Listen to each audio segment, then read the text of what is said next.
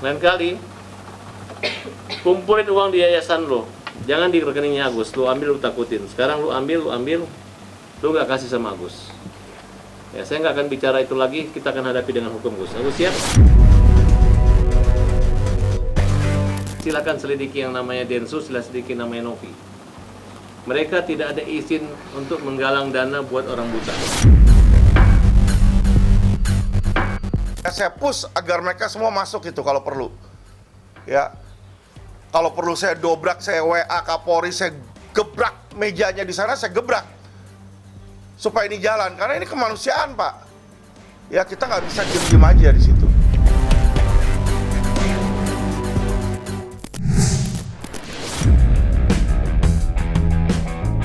Kegeraman pihak Agus Salim terhadap Novi nampaknya kian memuncak. Bagaimana tidak, usai sang aktivis kemanusiaan itu pergi meninggalkan ruang mediasi perdamaian, itikat baik yang dinanti belum juga tiba sampai detik ini.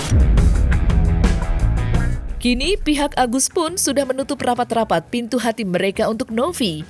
Bila Novi kembali datang membawa upaya damai pun, pihak Agus tak lagi akan menyambut. Tidak tanggung-tanggung, Farhad Abbas selaku kuasa hukum Agus bahkan menegaskan jika dirinya akan menyerahkan kisruh ini sepenuhnya ke hadapan hukum. Apalagi menurut Farhad Abbas, posisi Novi kini sedang terpojok lantaran diselimuti bayang-bayang hukum pidana. Pasalnya, kini terkuak fakta jika proses penggalangan dana yang dilakukan Novi untuk Agus ternyata tidak mengantongi izin dari Kemensos. Lantas, seperti apa luapan emosi Farhad Abbas? Sampai saat ini, Agus tidak menerima manfaat daripada uang itu.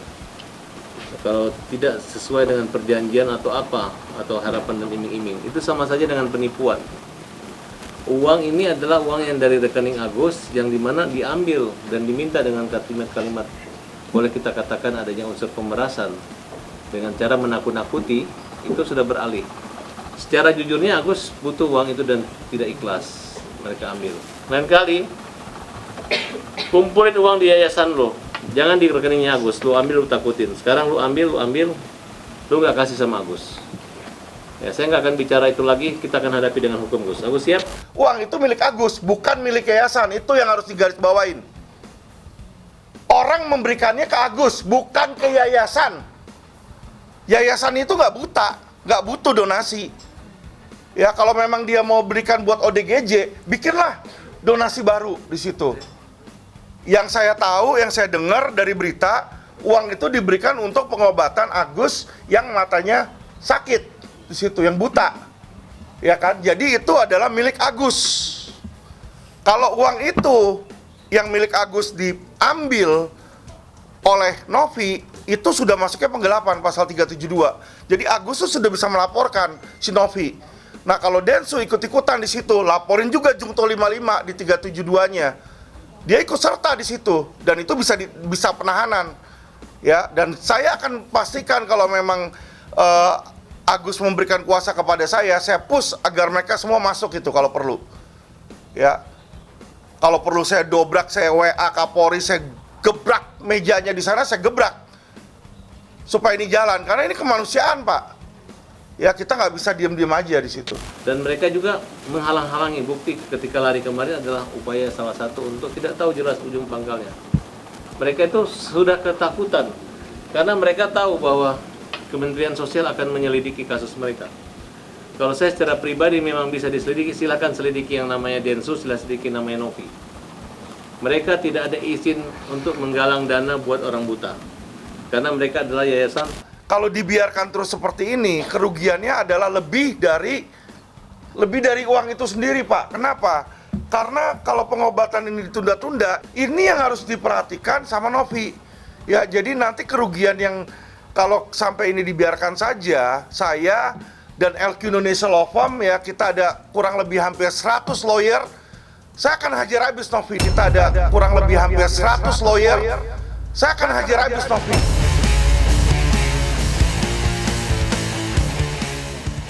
Dan saya akan hajar habis Densu kalau dia ikut-ikutan. Ya, berapa kali dia ikut-ikutan mau jelek-jelekin saya sama Mahfud, tapi nggak berani. Ngambil saya punya perkataan, berhadapan sama saya nggak berani dia di situ kan. Kesalahan daripada pihak yayasan pertama, yayasan hanya punya izin terhadap ODGJ, tidak punya izin terhadap orang buta. Kedua, untuk mengumpul donasi yayasan harus minta izin dan itu butuh waktu 3 bulan. Makanya Novi dari awal membiarkan kepada Densu. Kemudian ada pernyataan, saya masukin nomor rekening Anda ya. Dia bilang, oh terima kasih. Tidak ada perikatan, tidak ada ketentuan hukum yang mewajibkan Densu untuk publish nomor rekening. Itu untung-untungan. Ternyata Densu memasukkan nomor rekening dari Agus. Nah, dari sedikit menjadi bukit.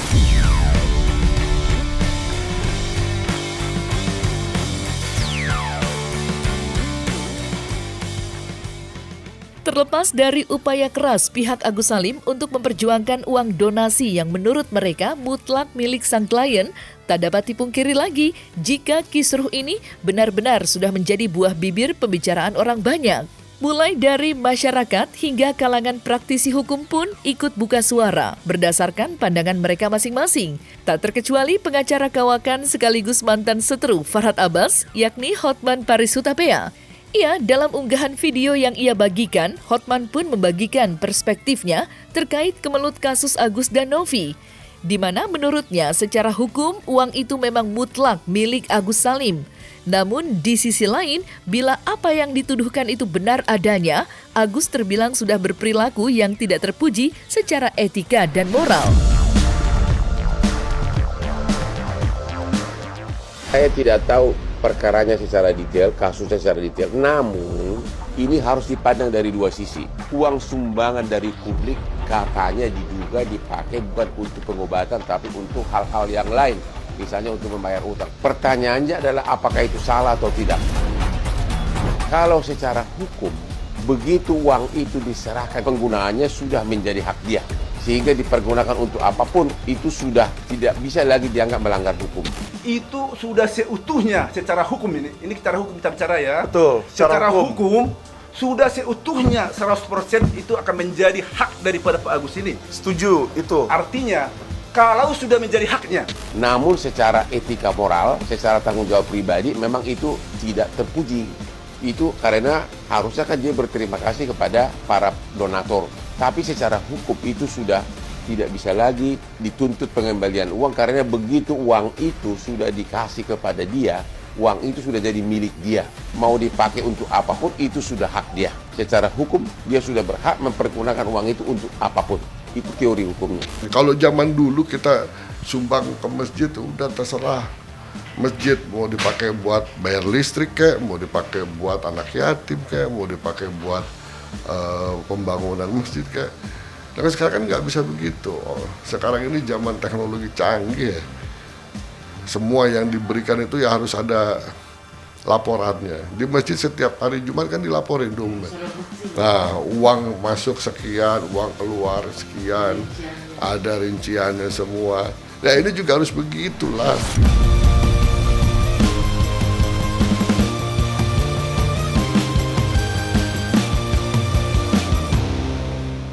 Sementara itu, keputusan Brian Praneda untuk mundur dari posisinya sebagai kuasa hukum Novi juga tak kalah memancing perhatian. Pasalnya, keputusan mengejutkan Brian Praneda kini malah memancing perdebatan sengit baru. Ya, pada hari Kamis 28 November 2024 kemarin, Brian Praneda akhirnya muncul untuk pertama kalinya usai mundur sebagai pengacara Novi. Dan dalam kesempatan itulah Brian mengungkapkan fakta yang sebenarnya di balik keputusannya itu. Lantas, seperti apa penjelasan Brian Praneda?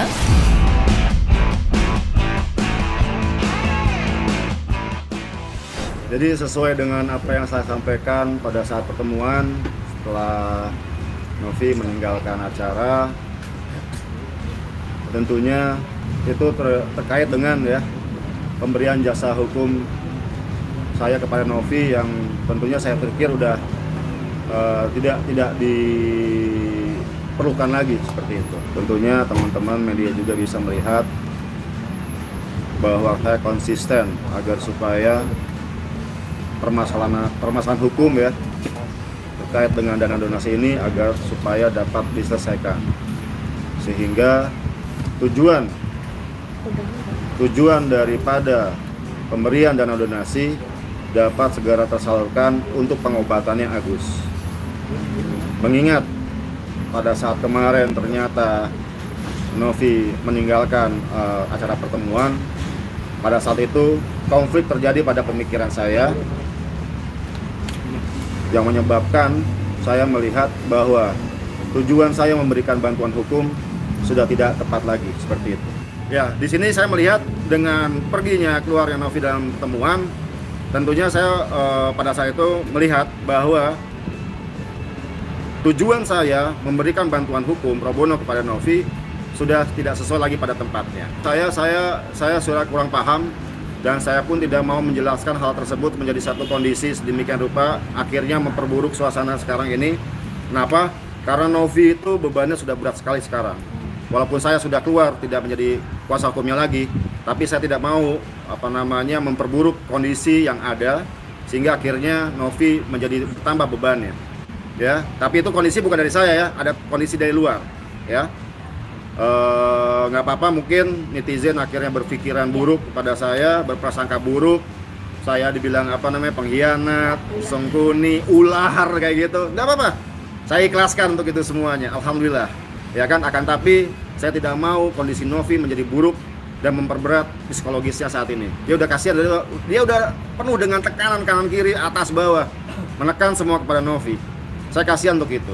Ya, saya prihatin untuk itu. Dan saya ingin agar supaya kasus ini dapat diselesaikan segera agar dia bisa konsentrasi membantu orang yang membutuhkan. Berbicara soal cibiran netizen, nama Brian kini memang dekat dengan caci maki.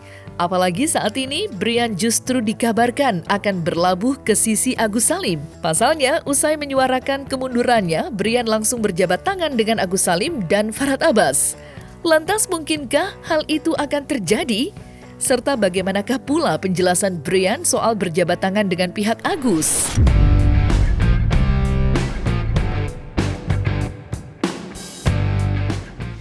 Saya tujuannya berjabat tangan karena di sini saya mengucapkan perpisahan kepada mereka dan saya mengucapkan permohonan maaf saya kepada Agus.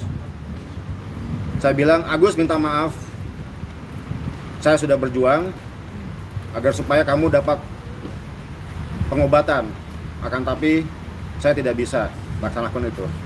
Apapun itu namanya, karena saya melihat di sini tujuan utama donatur memberikan donasi itu adalah untuk pengobatan Agus. Itu tujuan utamanya. Terdapat polemik, dinamika, akhirnya ada pendapat-pendapat sehingga akhirnya bergeser tujuan donasi tersebut, yang membuat saya berpikir adalah variabel pertimbangan saya dalam mengambil sikap bahwa setelah melihat polling, mungkin per hari ini donatur yang menyatakan sikapnya itu kurang dari 10%.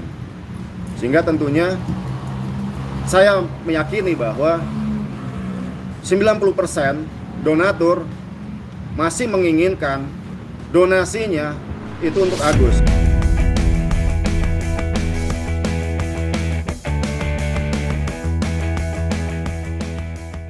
Tidak ada habisnya memang kisruh uang donasi yang melibatkan Agus dan Novi menjadi perbincangan di masyarakat. Mengingat tak henti-hentinya babak baru bermunculan di masyarakat. Kisruh Brian Praneda saat ini contohnya. Pasalnya, pro kontra yang terjadi lantaran keputusan itu tidak hanya memancing perdebatan di masyarakat, tetapi juga di kalangan advokat tanah air.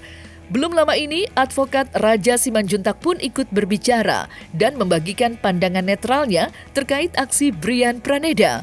Menurutnya, apa yang dilakukan oleh Brian sebenarnya sah-sah saja, akan tetapi ia tetap menyesalkan hal itu. Raja menilai keputusan Brian untuk mundur terkesan terbawa emosi dan suasana, di mana saat kliennya pergi meninggalkan ruangan, Brian Praneda langsung memutuskan untuk mundur sebagai pengacara. Lantas seperti apa penjelasan Brian Praneda mengenai hal itu?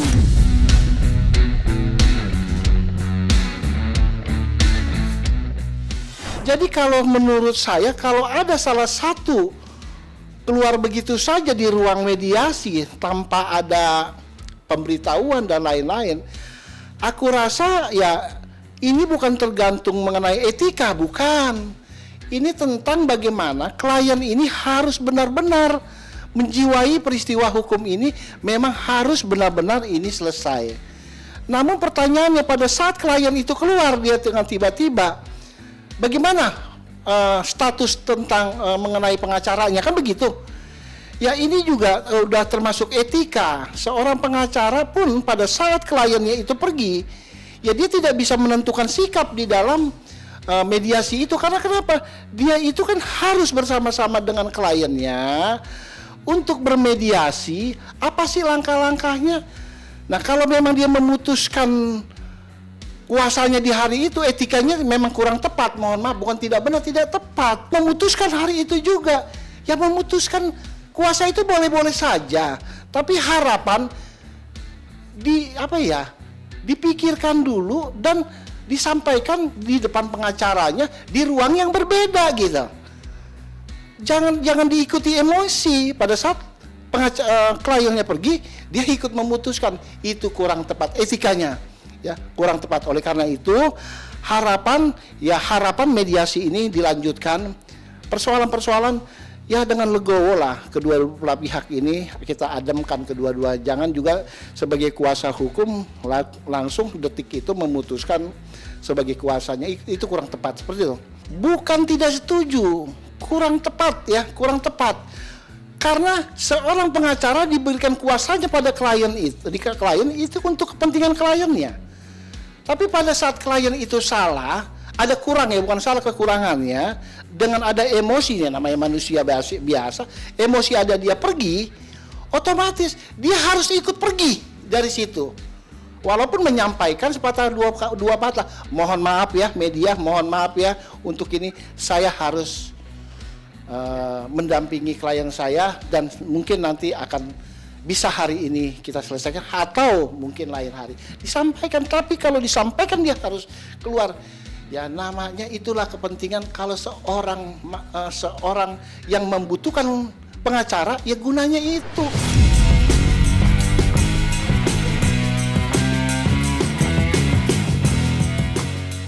Nah, selesai sudah Cumi Lovers? Saksikan terus Cumi Camp In Depth, kabar lengkap, mendalam, dan akurat dari narasumber terpercaya. Dan jangan lupa untuk like, subscribe, dan juga share channel YouTube Cumi Cumi.